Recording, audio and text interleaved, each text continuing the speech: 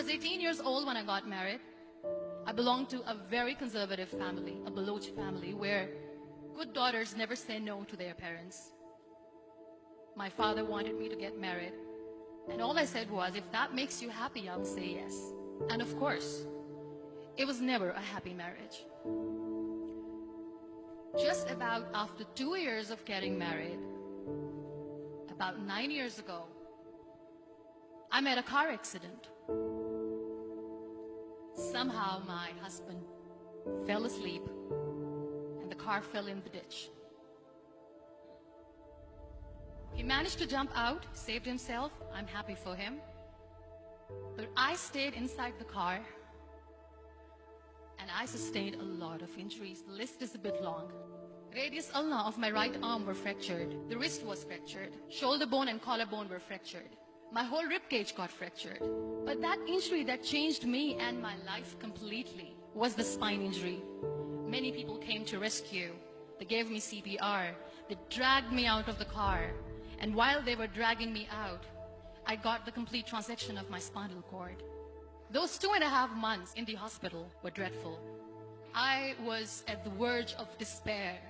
One day, doctor came to me and he said, well, I heard that you wanted to be an artist, but you ended up being a housewife. I have a bad news for you. You won't be able to paint again. Next day, doctor came to me and said, your spine injury is so bad, you won't be able to walk again. I took a deep breath and I said, it's all right. Next day, doctor came to me and said, because of your spine injury and the fixation that you have in your back, you won't be able to give birth to a child again. That day, I was devastated. I started to question my existence. Why am I even alive? So what kept me going was, one day I asked my brothers, I know I have a deformed hand, but I'm tired of looking at these white walls in the hospital and wearing these white scrubs.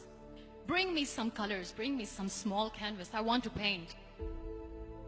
So the very first painting I made was on my deathbed, where I painted for the very first time. What an amazing therapy it was. Without uttering a single word, I could paint my heart out. I could share my story. People used to come and say, what lovely painting. So much color. Nobody could see the grief in it. Only I could. And that day I decided that I'm going to live life for myself. I am not going to be that perfect person for someone. I am just going to take this moment and I will make it perfect for myself. That I'm going to fight my fears. So I wrote down one by one all those fears. And I decided that I'm going to overcome these fears one at a time. You know what was my biggest fear? Divorce. But the day I decided that this is nothing but my fear, I liberated myself by setting him free. And I made myself emotionally so strong that the day I got the news that he's getting married, I sent him a text that I'm so happy for you and I wish you all the best. And he knows that I pray for him today. Number 2 was, I won't be able to be a mother again. And that was quite devastating for me. But then I realized there are so many children in the world, all they want is acceptance. So there is no point of crying, just go and adopt one. And that's what I did.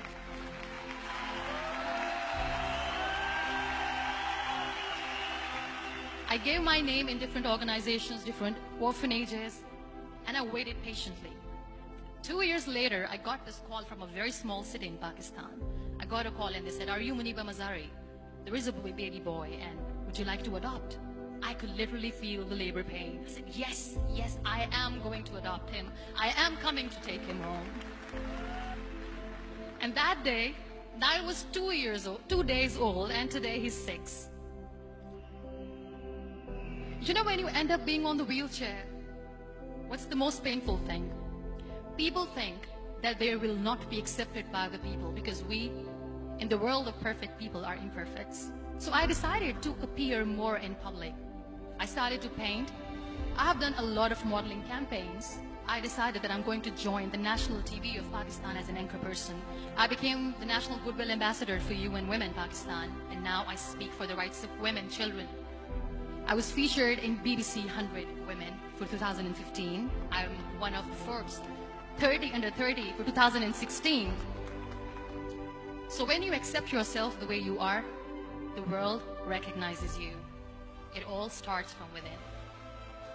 We have this amazing fantasy about life. This is how things should work. This is my plan. It should go as per my plan. If that doesn't happen, we give up. I never wanted to be on the wheelchair. Never thought of being on the wheelchair. This life is a test and a trial, and tests are never supposed to be easy. So when you are expecting ease from life, and life gives you lemons, then you make the lemonade, and then do not blame life for that. It is okay to be scared. It is okay to cry. Everything is okay, but giving up should not be an option. They always say that failure is not an option. Failure should be an option, because when you fail, you get up, and then you fail, and then you get up, and that keeps you going. Embrace each and every breath that you are taking. Celebrate your life. Live it. Don't die before your death.